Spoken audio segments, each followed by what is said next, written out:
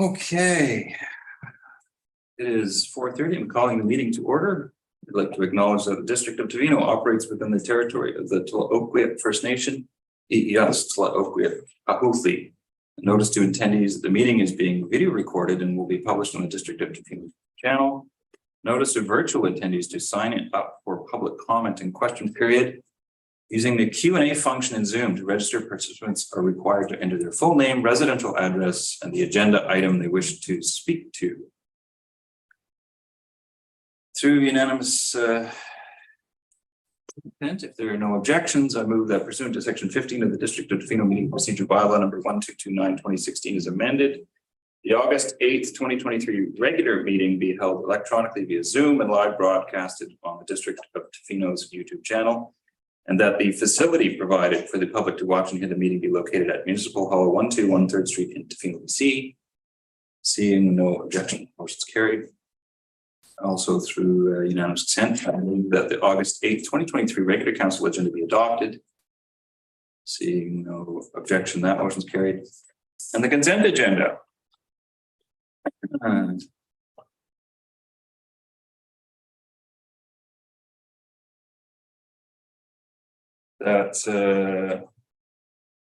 Through unanimous consent, if there's no objections, and items 4.1 to 4.5 of the consent agenda on the regular council meeting held August 8th, 2023 be approved and received.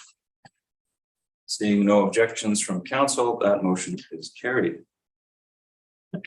Mr. Shorthall, do we have public comment on agenda items? Currently, there is nobody from the public signed up to leave the comments, but I will do a call now for anyone in attendance, either in the council chambers or via Zoom. If they'd like to make a comment, you can do so now by using the Q&A function.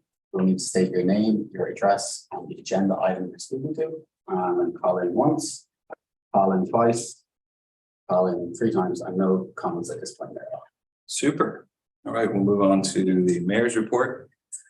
Water, top of the agenda. I'd just like to thank all community members, visitors, businesses for taking up the challenge to reduce water consumption. The numbers look very good. It looks like Tofino as a whole is very close to reaching our goal of 1,700 cubic meters a day. We've had a couple periods of rain. Days of rain, which have certainly helped out filling our reservoirs, which has been excellent. We are still heading into a significant period of high pressure, and the drought continues throughout BC, and the government continues to encourage all residents throughout BC and visitors to conserve water. This is an unprecedented drought that we see continuing. Just a couple notes, follow up to the July 18th town hall on water. Just like to thank all those who participated. The staff for preparing an excellent town hall, and all those who have presented. A few notes that I wanted to bring up as a follow-up. That one is that town hall can be viewed at talktofino.ca/water conservation. And there's also a copy of the presentation delivered by Mr. Rogers. It's excellent. So if anybody's missed the actual town hall or that presentation, they can find those online. It's very informative. Just one quick note on some of the upgrades, major infrastructure upgrades in 2006, when Tofino did experience a significant water crisis. The totals for those upgrades, major infrastructure upgrades, exceed 7 million. Bars Mountain Reservoir was 800,000.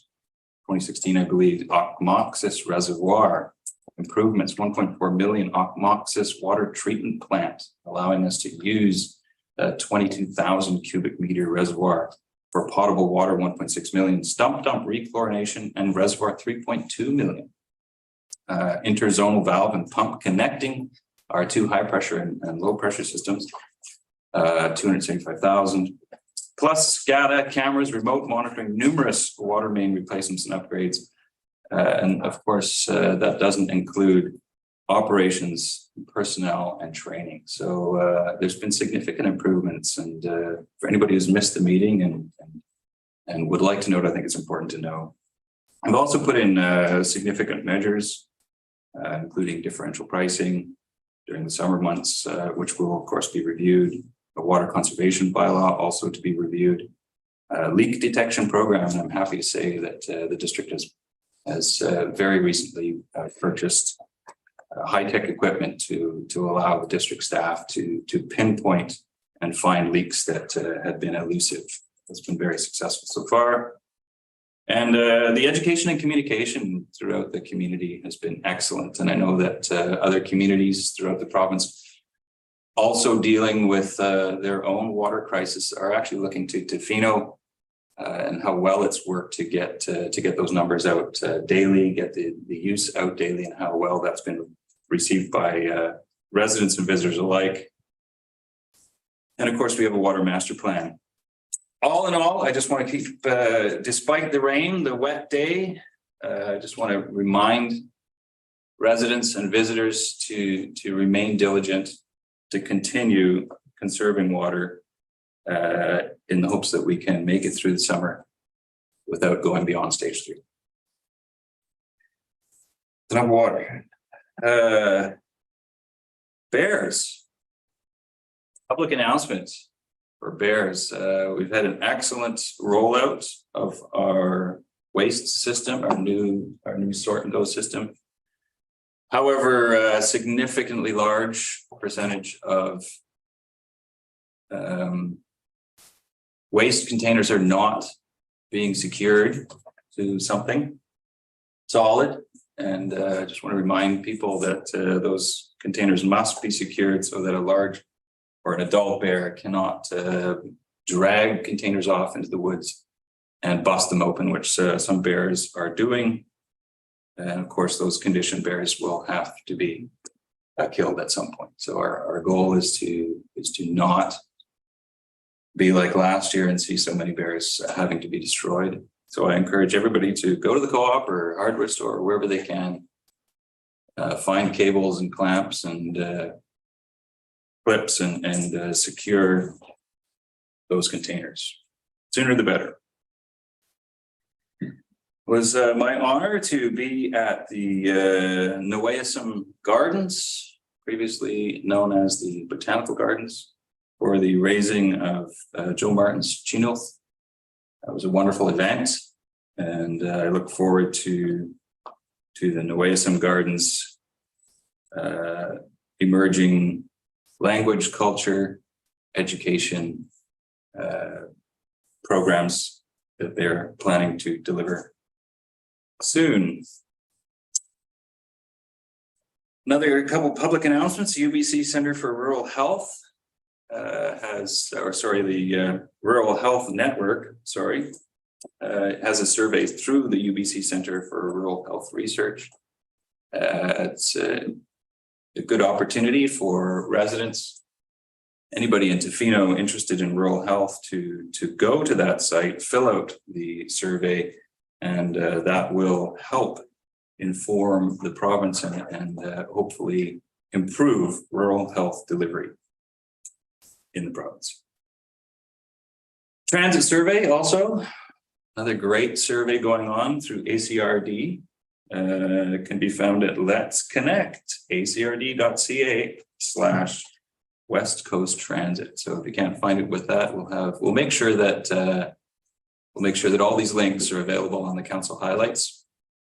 And of course, you can just Google. So please, everybody interested in rural health improvements, go to UBC Rural Health Research. Anybody interested in transit, interregional transit between our communities, please fill out that survey.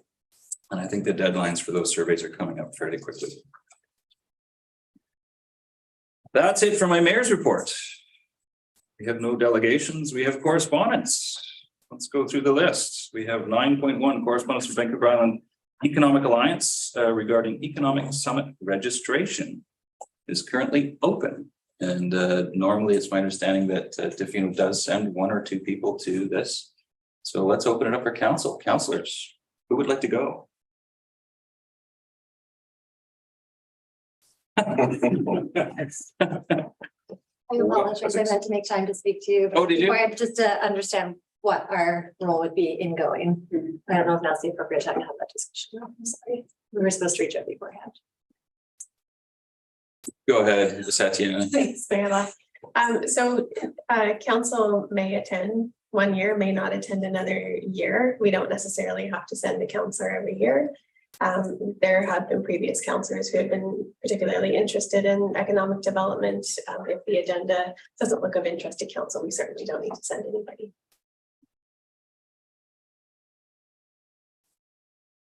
Okay, tell you what, if councilors decide that they want to go to that, we'll chat after.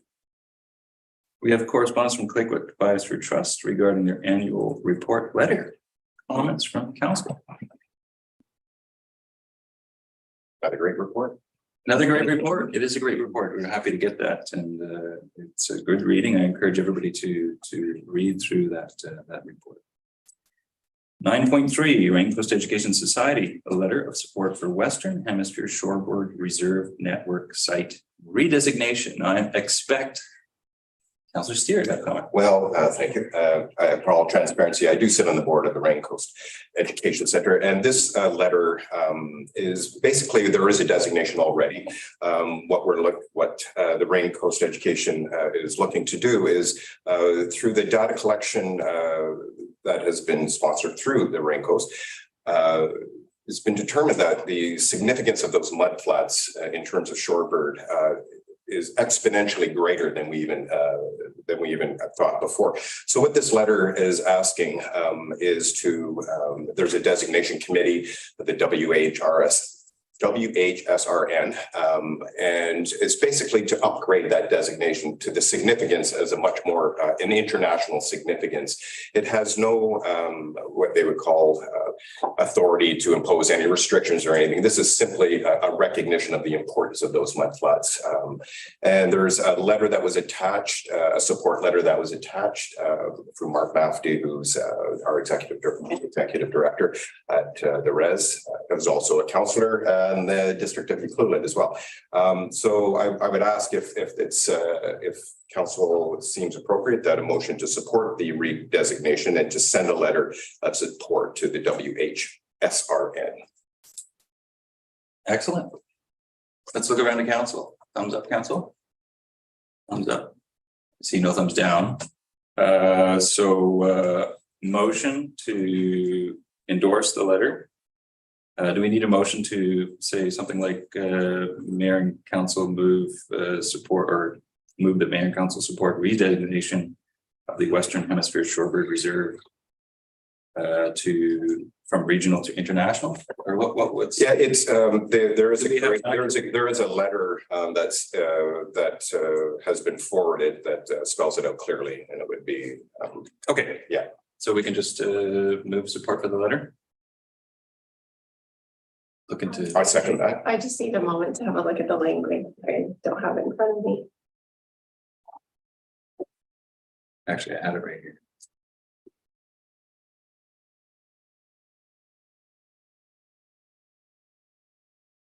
Letter of support.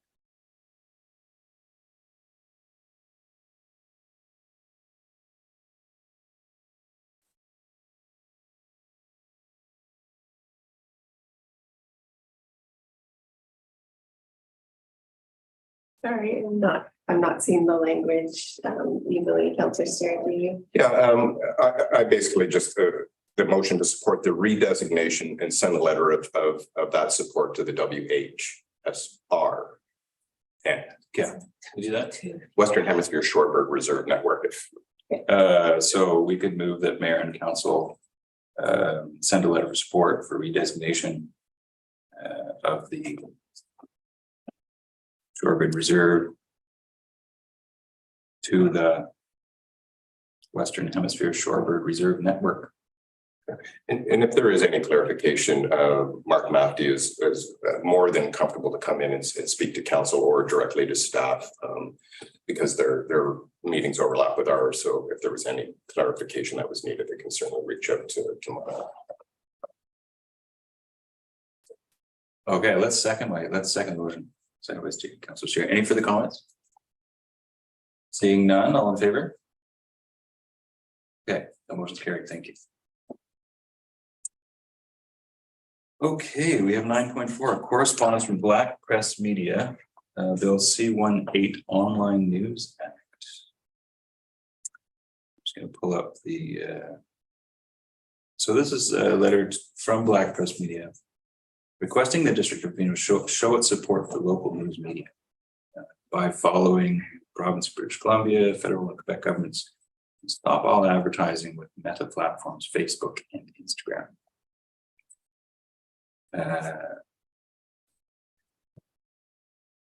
There you go. Comments from council.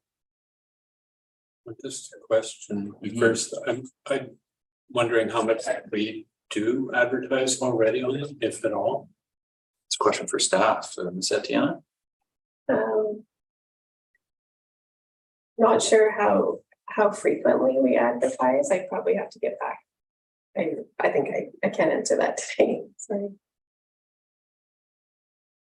I generally support the idea, but I'm just I'd like to know a little bit about the impacts it might have on our communications strategy and what extent we already use it or not by those methods. So I'd kind of be interested to know to what extent other municipalities are following the lead of higher government as well. Thank you, councillors. Really, other comments from council? Well, I'd be interested to know how much we spend, but I'm not in favour of Bill C-18, so.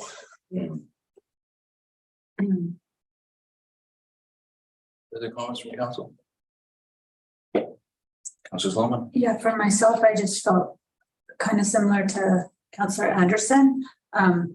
I was just concerned, like I do support this idea, but I was just worried about, you know, when we have our water shortage.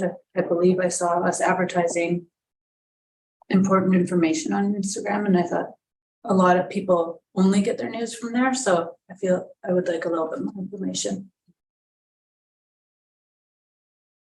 And you're just a comment, everybody's aware of the background that Meta is removing Canadian news from their platforms. And there's the possibility that Google may also block news media from Canada. Yeah, Councillor Sawyer. I would be curious about the distinction between the district releasing news articles that we wish people to know about on Meta, which would no longer be supported, but then the outreach just saying, you know, we're at, you know, whatever water usage today, or there's a power outage, go here for more info.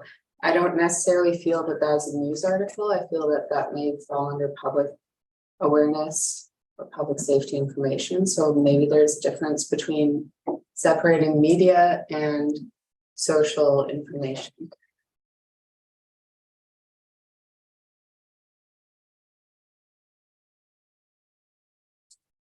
Perhaps a point of clarification. This is asking us as a district to get on side with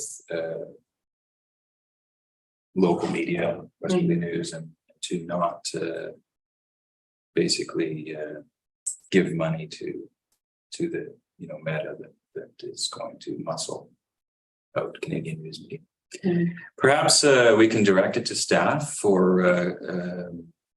Maybe staff can return with maybe an impact assessment of whether councillor would like to remove paid media. Can we do that? You want a motion for that? Yeah, okay. I'll move that we direct staff to return to council with an impact assessment of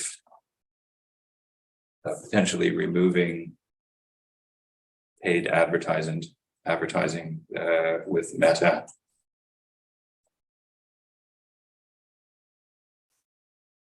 Seconded. Councilor McMaster, all in favor? None opposed, motion carried. We have a correspondence from Mayor Holmes, District of Summerland, municipality issue discussion at UBC camp. And I've actually responded to Mayor Holmes that I'd be happy to attend that if they are able to organize that. Any comments from council?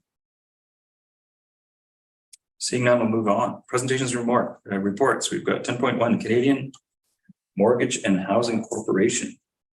Housing Accelerator Fund. We have no report, but we have a quick presentation.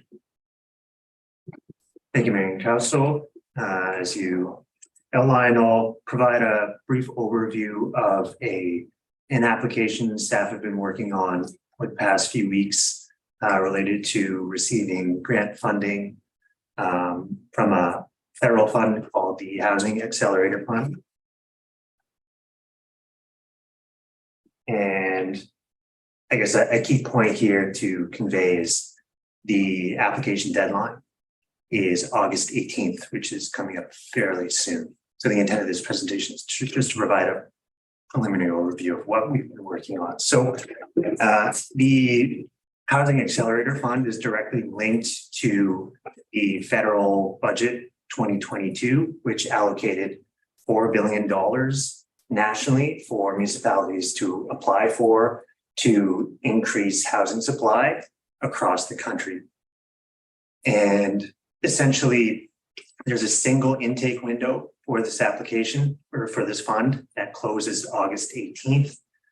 If we miss that window, there's no additional opportunity to receive funds. The application requires the submission of an action plan that proposes 5 initiatives to increase the housing supply within the community.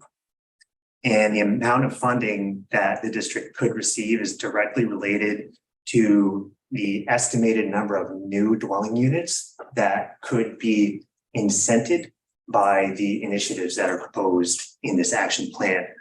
And so there's to sort of convey some general idea of the amount of funding that we could receive. The funding, the program is set up to provide $20,000 per additional dwelling unit that could be incented by the initiatives. And with additional funding based on the housing type and tenure. So if we're incenting affordable housing units and things like that, we could potentially receive more than $20,000 per dwelling unit that's incented. A little more background on the housing fund.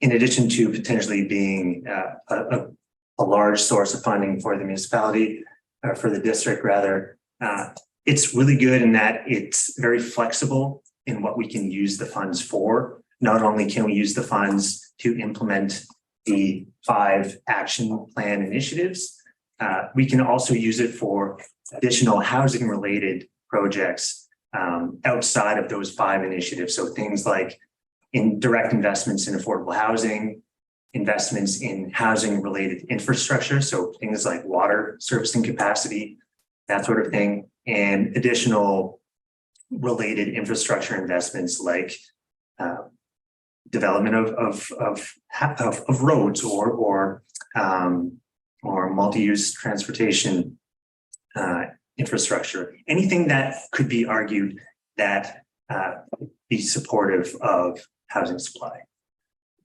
The funding would be distributed in installments over 4 years in 25% increments, and the participants would be selected in late summer or fall of this year. And just to reiterate, this is a competitive application process. There's a certain amount of funding for all municipalities across the country. So a brief overview of the application highlights that we've put together so far. And just to note that this is still a work in progress. We haven't finalized the initiatives, but so far we've contracted a consultant called Wiser Projects, who are based in Victoria and have experience in housing policy development. We've also been having conversations with THC and Infrastructure and Public Works to help develop some of the preliminary initiatives. At a high level, the 5 initiatives are estimated to incent 150 new dwelling units over a 3-year period.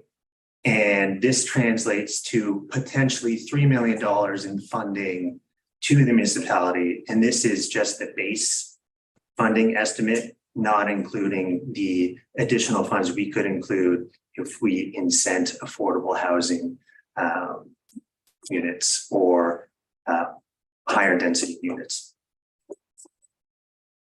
So the next few slides are going to provide a brief overview of the 5 initiatives. The first initiative is a systems review, and this is essentially could be seen as a foundational initiative that wouldn't necessarily directly incent new dwelling units, but would be instrumental in setting up the increase of new dwelling units that are identified in later initiatives. So some of the action items that we propose in this initiative are to conduct a water system capacity review to update servicing requirements and capital plans. And this sort of dovetails nicely with some of the water master plan work that's going on right now with Public Works. We would also propose to update the DCC program, update the OCP to address some uncertainty regarding water availability that's conveyed in the OCP at this moment, and also set up a monitoring of development approvals processing. That sort of dovetails nicely with the development approvals review project that will be discussed tonight as well, I believe. Initiative 2 is the developer incentive program. And this initiative is predicated on the idea that there are high barriers to development in the District of Tofino, including high costs, which have resulted in several stalled applications. So the intent of this program is to include a suite of incentives, including things like tax exemptions and rebates and grants to incent affordable units within market rate developments. The third initiative is an accessory dwelling unit program. This one's based on the idea that there are zoning barriers currently within the downtown core to enable additional dwelling units within low density properties. So right now, the current zoning permissions limit single family zoned lots to 1 accessory dwelling unit, whereas this initiative would consider a zoning amendment to these lots within the village containment area that would remove this barrier and potentially increase the number of accessory dwelling units that would be allowed as of right. And this initiative could also include the development of permit-ready plans to speed up development approvals processes. The fourth initiative is pre-zoning to expedite multifamily housing units, again, within the downtown core. So this program is predicated on the assumption that rezoning lots is a significant time sink in the development process. So if we can identify lots to be pre-zoned to enable higher density from the outset, it would incent additional development and speed up timelines.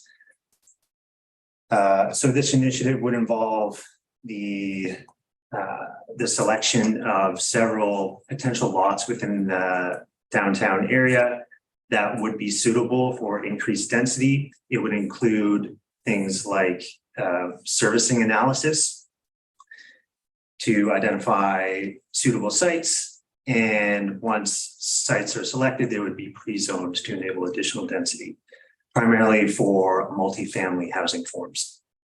The last initiative would involve substantial collaboration with the THC.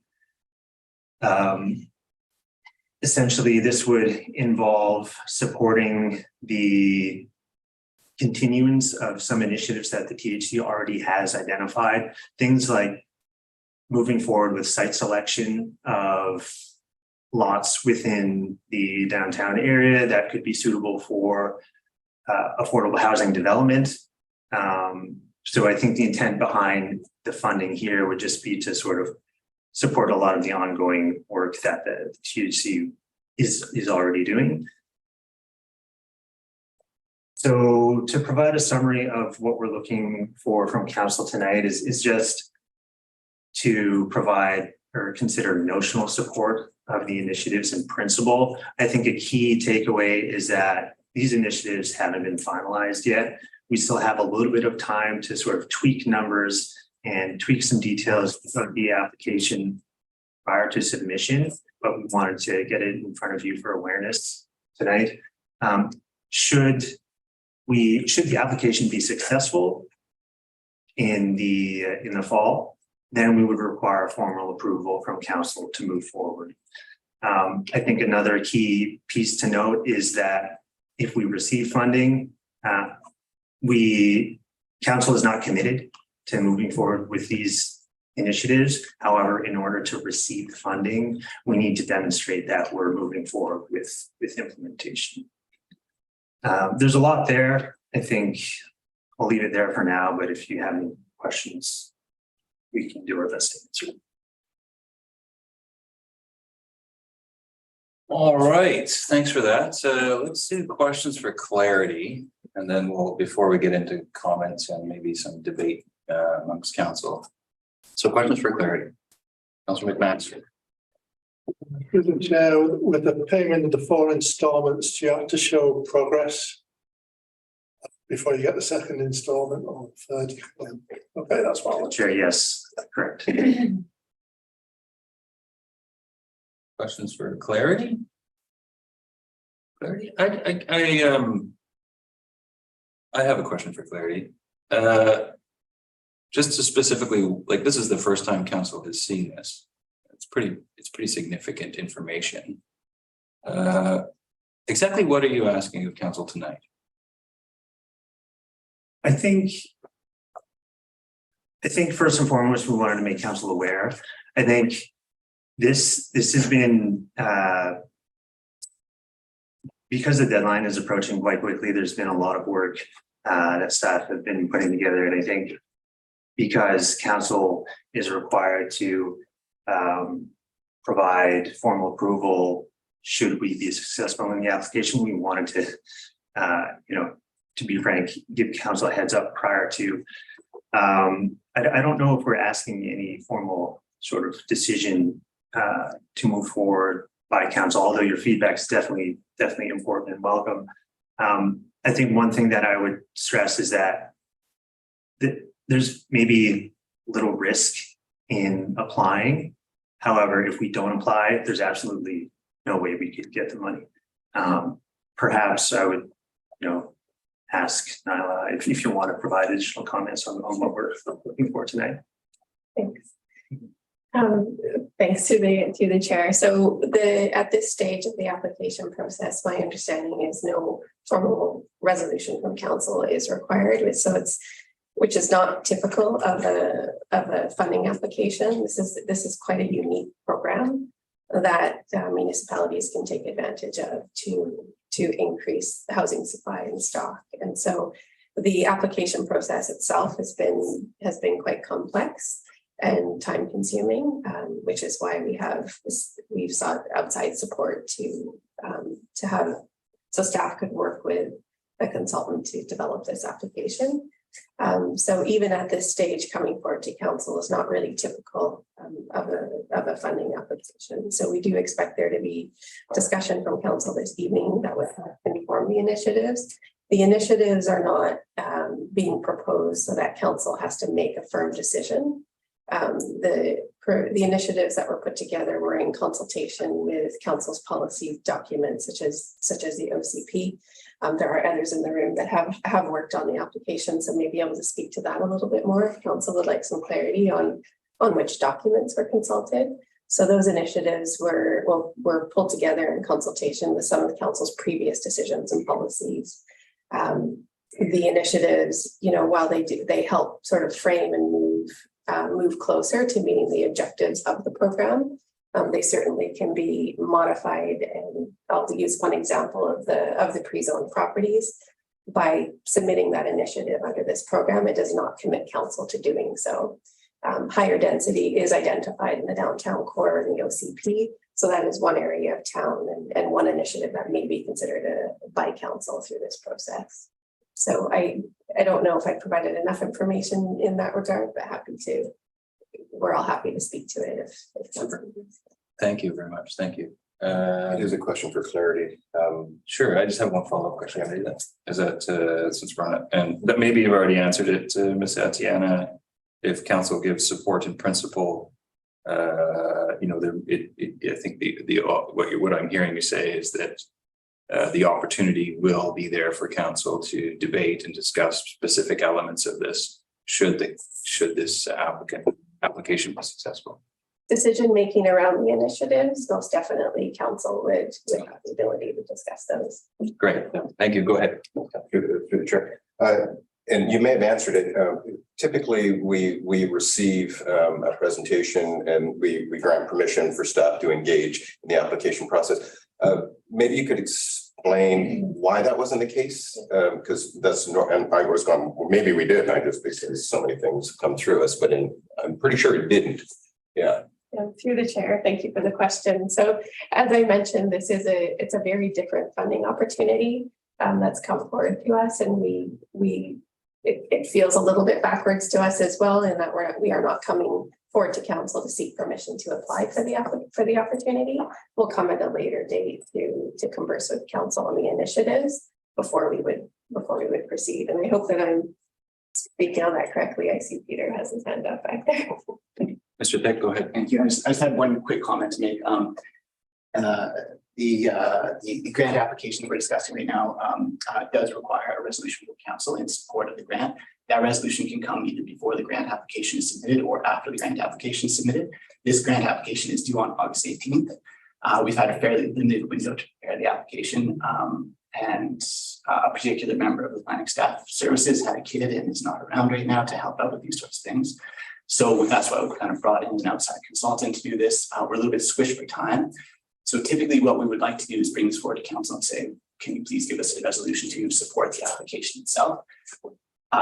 At this point, we're not completely done with the application, and we'll need to submit it before the next council meeting actually occurs. So at this point, we're trying to bring something forward to council for their initial consideration so that we can apply. And then, or at least we're in the right, kind of realm or a direction when we do apply. And then we'll come back if we are successful and look for that resolution. What we're trying to avoid is having a successful application and come back looking for a resolution from council and council saying, well, we don't like any of these ideas, so we're not actually going to support this anymore. And then we kind of lose that funding opportunity. So we're trying to at least get in the same room, so to speak, so that when we do come back looking for a resolution, it will be well received by council. Okay, super. Thank you. Okay, let's continue on questions for clarity, because I do have one more question for clarity, but go ahead, Councilor. I'm done for my clarity questions. Got question for clarity? I have one question for clarity, and that the 150 units over 3 years, do those units include private developer units? They do. They do. Okay. Okay, that was my question for clarity. Thank you. Open it up for council. I can do two things. We can open it for council. Council wants to make comments on this, or I can. Maybe I had one question before. Oh, sure. Go ahead. I'm wondering if some of the policy review funding that we might be seeking in this application, if any of that would cover off all or part of the zoning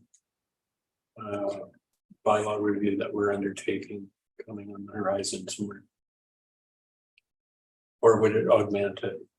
Anything? What I would say is that because the funding has such a broad range of eligible expenses, I would say that quite possibly could cover aspects of that initiative, provided we can identify that it either supports one of the initiatives that we proposed or falls in line with some of the eligible types of projects that we could spend with this funding.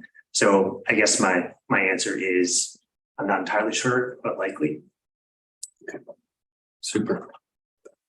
Okay, I'm gonna look for council. I'm gonna just assess council's mood right now. Does council feel like now is the time for big comments, debate, or can I simply look around to council and say, do we support in principle? How do you feel about this? 2 thumbs up.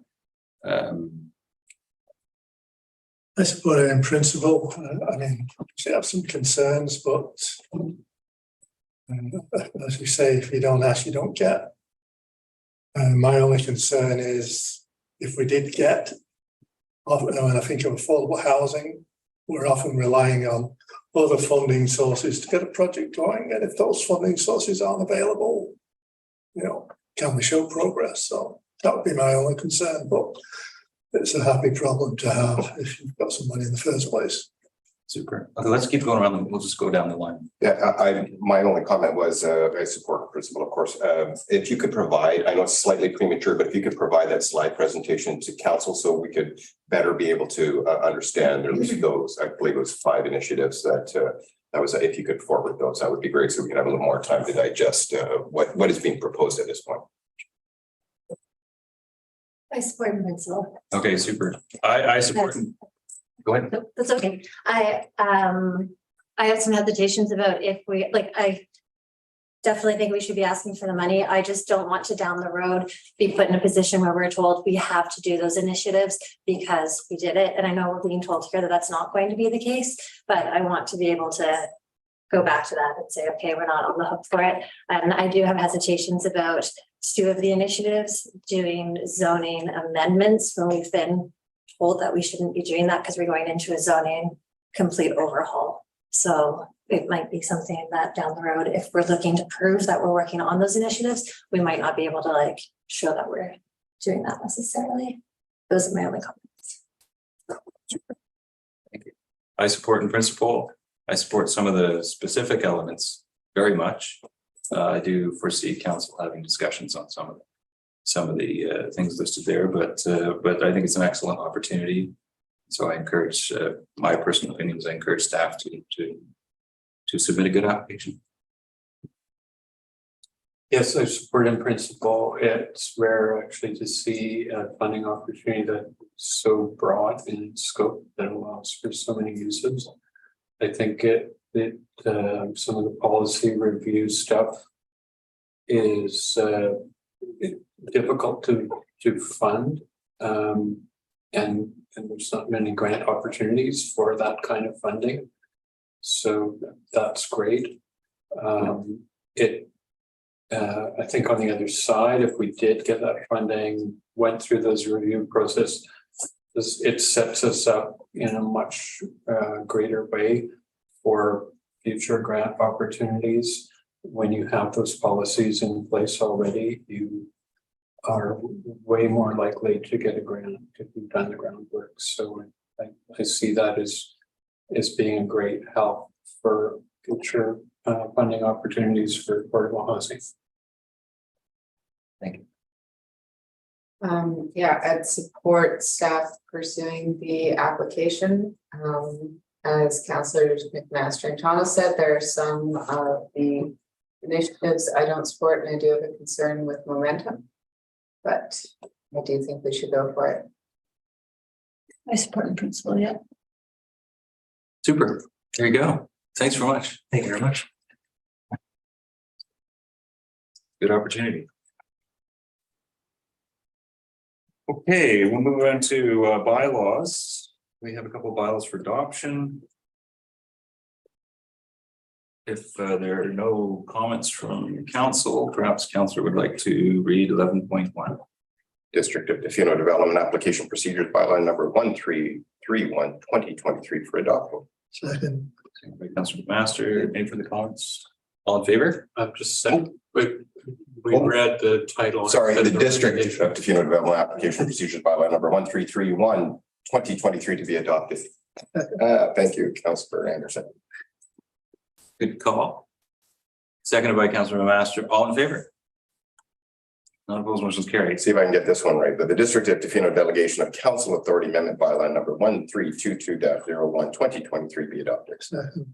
By Councillor McMaster. Any further comments from council? Seeing none, all in favor? None opposed, motion is carried.